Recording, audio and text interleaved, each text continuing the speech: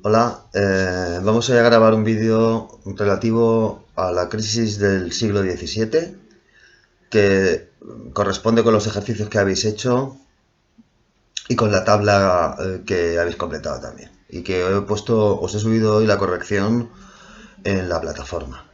Bien, una advertencia primero. En el libro vienen algunas cosas, bueno, que son más que discutibles. Entonces, pues bueno, ya sabéis que yo no soy muy aficionado bueno, a los libros de texto en general y a este mucho menos, que es un libro bastante malo. ¿Mm? Como es la herramienta que tenemos para trabajar, pues es con lo que trabajaremos, porque no nos queda más remedio. Pero, sin embargo, bueno, yo voy a hoy a explicaros cuáles son estos procesos que se producen en el siglo XVII, eh, que es un siglo, bueno, que Cervantes llamó el siglo de hierro. ¿eh? En una novela que sabéis que la novela, de la primera parte de Don Quijote se publicó en 1605, es por lo tanto una novela de entre siglos, ¿eh? Y ya al principio, por lo tanto, desde finales del siglo XVI y principios del XVII, se notaba una fuerte tendencia al empeoramiento de las condiciones de vida. Bueno, vamos a ver, mira, la crisis del siglo XVII se caracteriza por ser una crisis de carácter malthusiano. Recordad que Malthus es un demógrafo que vivió el siglo posterior, el siglo XVIII y parte del XIX, si no recuerdo mal, que bueno, yo creo que esto lo expliqué en clase, que lo he explicado en clase ya. Bueno, la cuestión es que recordad que lo que hace Malthus es establecer una relación que existe entre la cantidad de alimentos y la cantidad de personas, dándose cuenta de que los alimentos crecen mucho más despacio que las personas. En el momento en que las personas sobrepasan el número de alimentos, entramos en una crisis demográfica. Esa crisis demográfica se caracterizará siempre por los llamados frenos malthusianos. Frenos malthusianos al crecimiento de la población. Es decir, en el momento en que la población sobrepasa la línea de los alimentos o la curva de los alimentos, el crecimiento de los alimentos crecen sumándose y la población crece multiplicándose. En el momento en que la población pasa por encima de la cantidad de alimentos, se entra en una crisis que se caracteriza siempre, una crisis demográfica que se caracterizará por la existencia de hambrunas, la existencia de pestes, epidemias, y la existencia de guerras. Y esto va a ser el siglo XVII. El siglo XVII, igual que lo fue el siglo XIV, recordad que es el siglo de la peste negra, de las hambrunas y de las guerras civiles, entre el XIV y el XV, entre siglos, en España, en Inglaterra, ¿vale? Bueno, pues la cuestión es que el siglo XVII es un modelo de este comportamiento. Bien, por lo tanto, la crisis del siglo XVII fue una crisis de carácter económico, de carácter demográfico y de carácter social y político. Bien. Sin embargo, fue una crisis que no afectó por igual a todos los territorios. Porque unos actuaron de una manera, otros de otra, bueno, por razones que tienen que ver con la historia de cada estado y que, bueno, que no vamos a entrar en eso, vamos a hacer una visión general del asunto. Bien, mirad, el siglo XVII empieza con un cambio climático, es decir, mira, hay un periodo de enfriamiento, de lo que se conoce como la pequeña edad de hielo. Esta pequeña edad de hielo que comenzó en el siglo XIV, que tuvo un pico en el siglo XIV, tened en cuenta que estos enfriamientos o calentamientos que se producen en el clima no se producen linealmente, sino que tienen altos y bajos y sencillamente sabemos que es un enfriamiento porque la media del periodo pues produce unas temperaturas más bajas o más altas de una supuesta media, ¿no? Bien, efectivamente en el siglo XVII hubo un pico de enfriamiento, es decir, una bajada importante de las temperaturas de media. Hubieron muchos años sin verano. Se sabe que en varios periodos del siglo XVII en Inglaterra el Támesis es el río que pasa por Londres, se congeló, de manera que, bueno, pues que se podía patinar sobre el hielo por ahí, se ponían ferias en el cauce helado del río. Y sabemos también por las crónicas que hubieron, bueno, pues años que tuvieron unos veranos muy cortos y veranos con temperaturas muy frías. Lo que, vamos a ver, este enfriamiento que se produjo en Europa tuvo como consecuencia pues, una afectación del clima, perdón, una afectación de la agricultura. Bueno, ya sabéis que cuando las temperaturas de media se calientan, esto es muy positivo para la vegetación y para los cultivos y para la vegetación en general, porque aumenta el calor y aumenta la cantidad de carbono, que es de lo que viven las plantas. Bien, en un periodo de enfriamiento pues pasa todo lo contrario. Bien, bueno, mirad, este periodo frío que hubo durante el siglo XVII empezó a afectar sobre todo a, a la agricultura, ¿vale? Eh, bien, la agricultura tuvo un problema. Tenía el problema de que las técnicas de cultivo eran técnicas todavía de carácter rudimentario. Mirad, como se había producido un aumento de la población durante el siglo XVI, desde la mitad del XV más o menos, hasta pasada la mitad del siglo XVI, hasta los años 70-80 del siglo XVI, 1580 aproximadamente, la población creció mucho. Hubo unos fuertes crecimientos de población porque hubo un periodo menos frío dentro del periodo frío que duró hasta el siglo XIX. Se produjo unos picos, siglo XV, siglo XVI, conocieron una mejora del clima. Esto produjo, digamos, abundancia de alimentos, la población creció. Claro, ¿qué es lo que se hace cuando la población crece? Pues es necesario aumentar la cantidad de alimentos disponibles. ¿Qué técnica se utilizó para aumentar la cantidad de alimentos? Pues aumentar las superficies de cultivo. Pero claro, estos son rendimientos decrecientes. Mira, es una teoría de un profesor, perdón, de un demógrafo, economista, que se llamaba David Ricardo, y que, bueno, formula la teoría de los rendimientos decrecientes. Claro, ¿qué es lo que ocurre cuando tú aumentas la cantidad de tierras de cultivo? Bien, al principio siempre se ocupan las tierras que tienen que son mejores, las que están cerca de los ríos, es decir, aquellas tierras de cultivo que tienen buena tierra y que son de regadío. Sabéis que los regadíos siempre son mucho más productivos que los secanos. Claro, ¿qué es lo que ocurre cuando aumenta la población? Pues que es necesario aumentar la cantidad de tierras de cultivo y empiezan a aumentarse tierras de cultivo en tierras que no son tan buenas como las anteriores. Por lo tanto, para poder producir la misma cantidad de alimentos que se producen en las tierras buenas, hay que invertir mucha más cantidad de capital y mucha más cantidad de esfuerzo cada vez que vas aumentando más las tierras de cultivo. ¿Esto qué produce? Pues que si con 1 euro producías 15 granos de trigo, en unas tierras que son peores, con 1 euro producirás pues 10. Y cuanto peor sean las tierras, con el mismo dinero producirás mucha menos cantidad de alimentos. Por eso se llama rendimientos decrecientes, es decir, a la misma inversión, menos cantidad de alimentos. Y esto es lo que sucedió en la agricultura durante el siglo XVII, sencillamente, ¿vale? Os repito, a esto se le llama la teoría de los rendimientos decrecientes, de David Ricardo.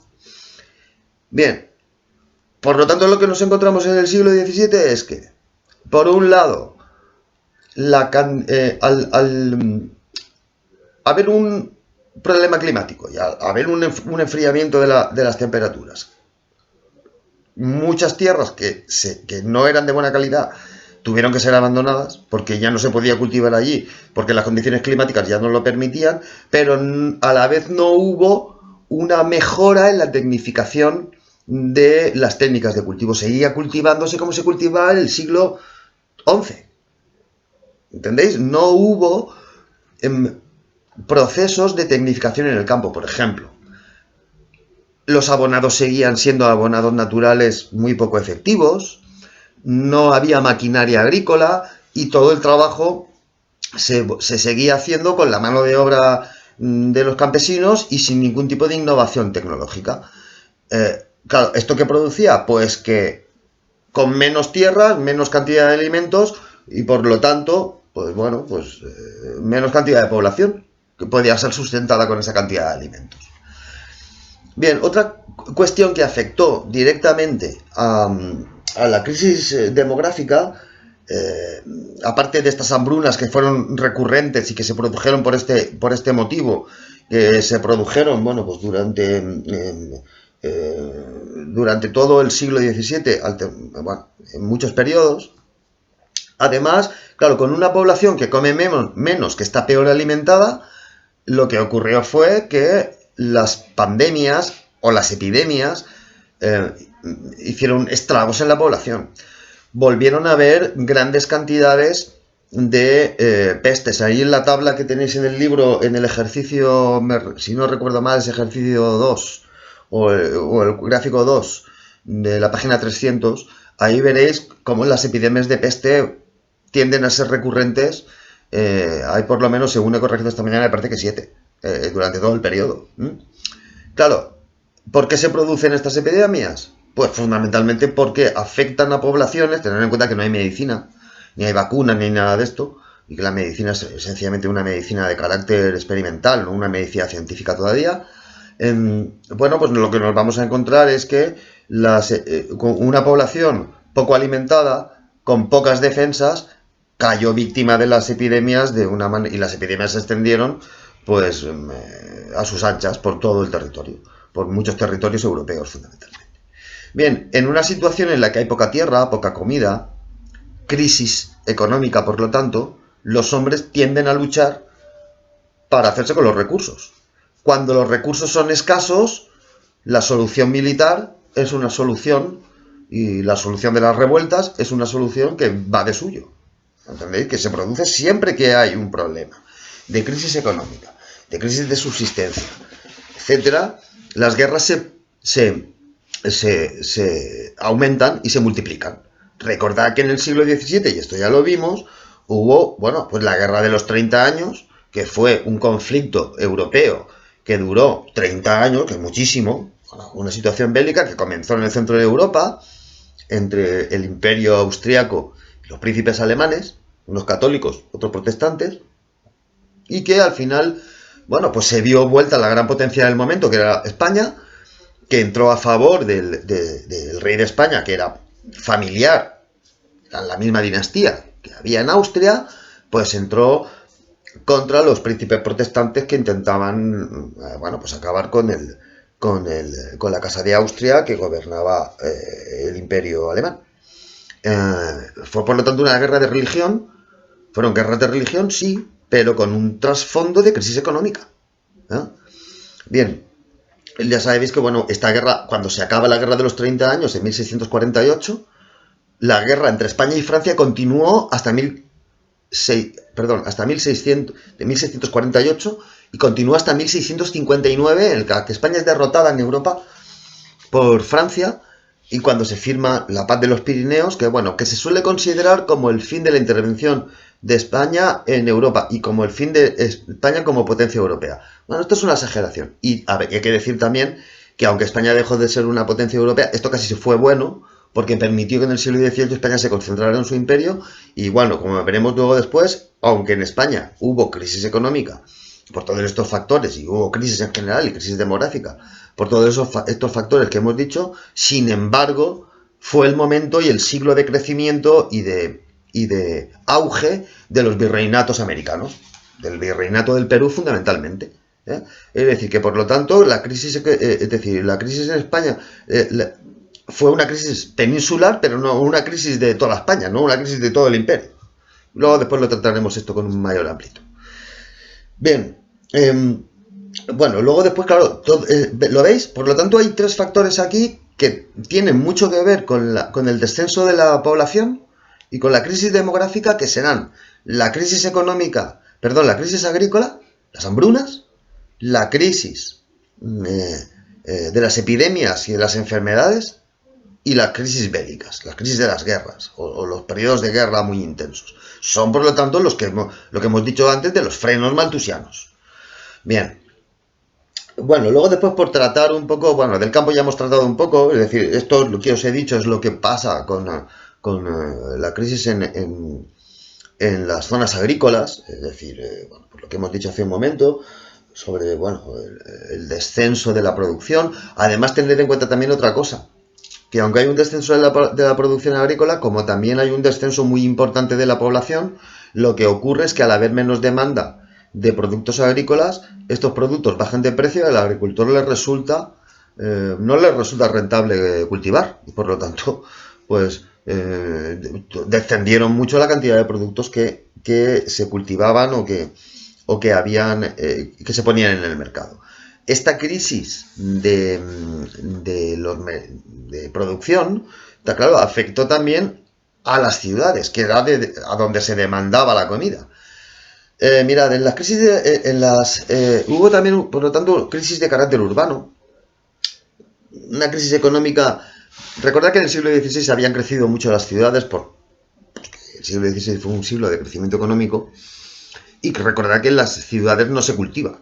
Las ciudades viven fundamentalmente de dos sectores económicos distintos, que no son el agrícola, que no son el extractivo, el primer sector, sino el segundo sector, la artesanía, porque entonces todavía no existe la industria, y el sector comercial, el sector servicios. Es decir, por lo tanto, mirad, ¿qué pasaba con la artesanía? ¿Qué empezó a pasar con la artesanía dentro de las ciudades?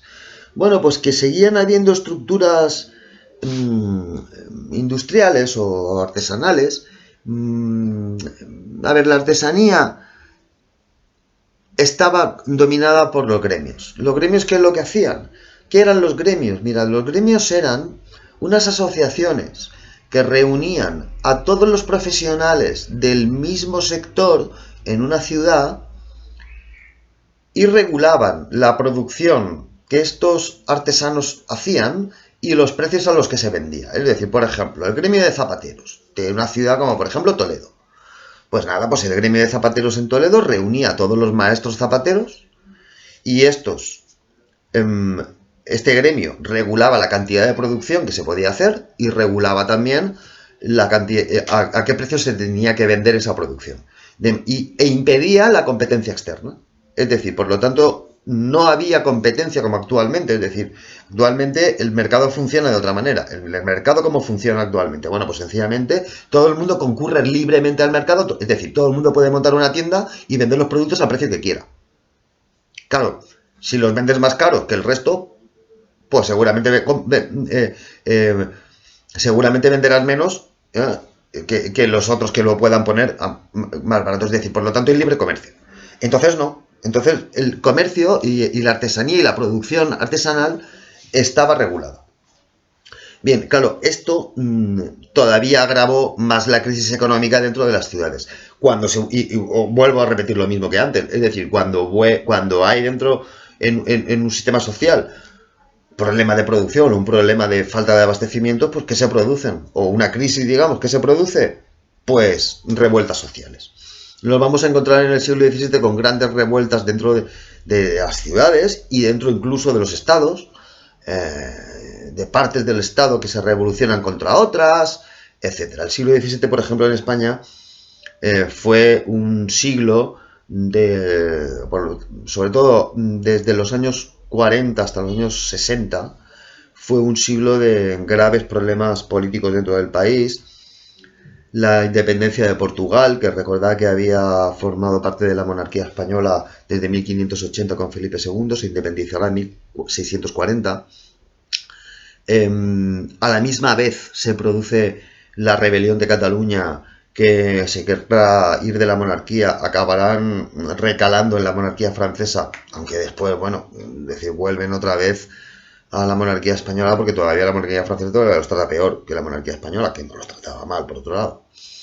Y bueno, y lo mismo va a pasar en Francia. Esto va a producir, ¿qué? Pues también grandes olas de migraciones forzadas en muchos territorios. La propia guerra de los 30 años es también un proceso similar, en el que, bueno, pues hay una gran cantidad de muertos en Europa, etc.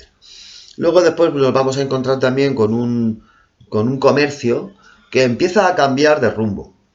Bien, aquí en el libro pone que, bueno, Es decir, que se cambiaron las hegemonías comerciales internacionales. Esto no es verdad. Esto no es verdad. A ver, España sigue siendo la primera gran potencia mundial.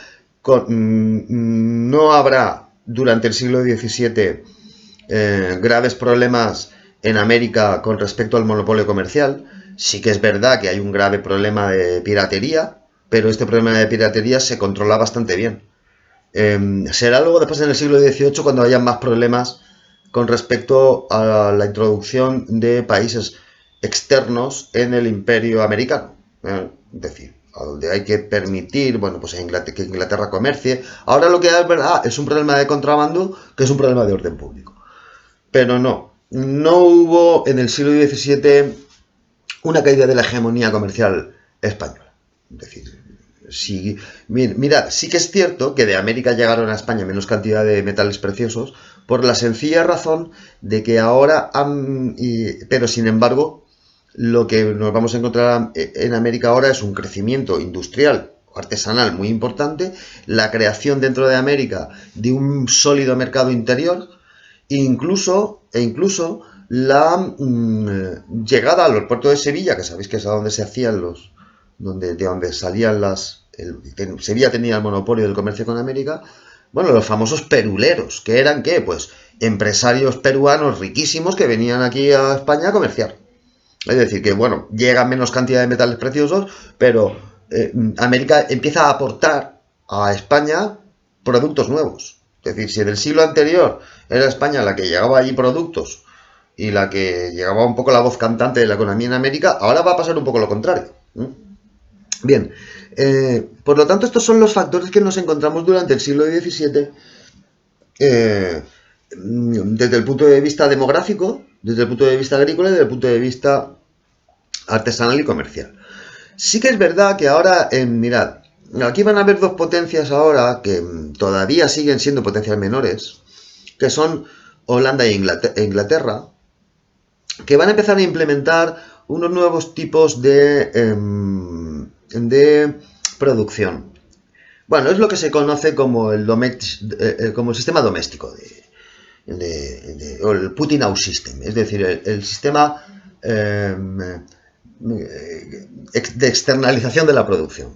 Bueno, partes de la producción ahora no se harán en la propia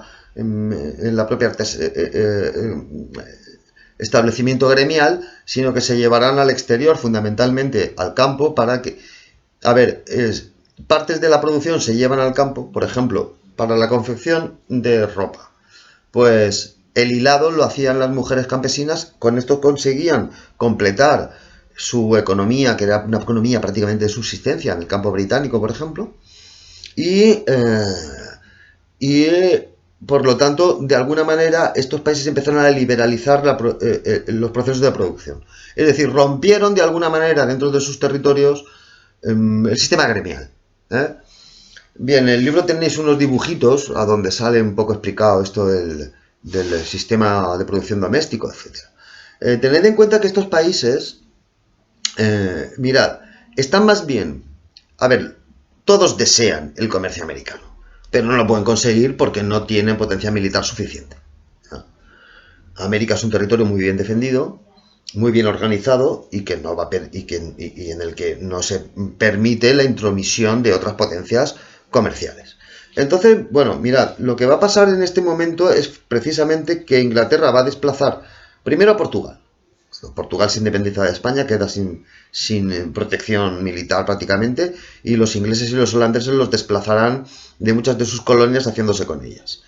Primero Holanda, pero Holanda va a ser desplazada a su vez por Inglaterra. Además, bueno, Holanda va a tener un problema grave un grave problema financiero, porque hay, bueno, pues un crack, digamos, en la bolsa relacionado con los bulbos de los tulipanes, bueno, cosas que ahora no vienen al caso. Pero lo veis, es decir, estos países durante el siglo XVII, más que hacerle sombra a España, hombre, sí que daban la lata, porque había que dedicar buena parte de la flota a evitar la piratería británica en el Atlántico, pero esto se consiguió relativamente bien, sin un relativo poco esfuerzo. y fundamentalmente lo que ocurre es que están entre ellas intentando establecerse como potencias. La que va a salir más beneficiada de este proceso va a ser la Gran Bretaña.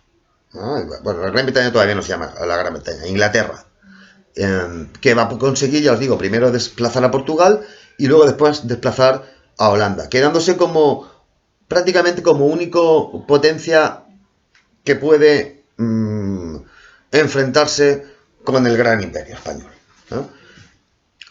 Bien, por lo tanto, como hemos visto, es un tipo de crisis que afecta a Europa en general. Ahora bien, ¿dónde se vieron más afectados estos países? Pues los países de la Europa Central, sobre todo. Alemania, mirad, hay un gráfico también en el libro donde veréis que, bueno, pues se ve que las curvas con mayores altibajos, es decir, con subidas más espectaculares, pero también con graves caídas de la población, se dan fundamentalmente en Alemania, en Italia y en Rusia.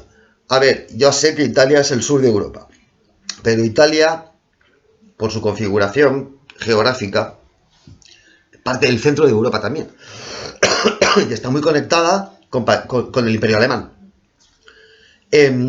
Muchas de estas caídas de población tuvieron que ver con las pestes y con la Guerra de los 30 años, que a donde afectó fundamentalmente fue en el centro de Europa.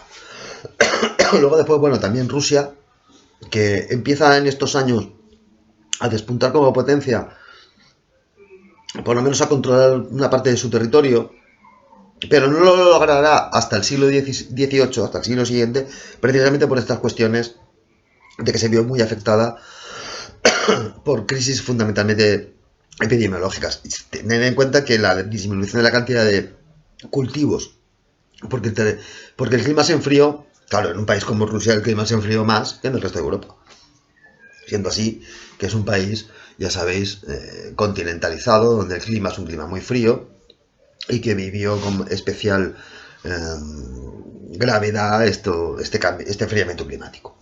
Bien, luego después tenéis ahí en el libro un gráfico que haced el favor de mirarlo, a donde se ve la evolución de la demografía y una tabla donde se ve la recurrencia de las pestes y a dónde afectaron más.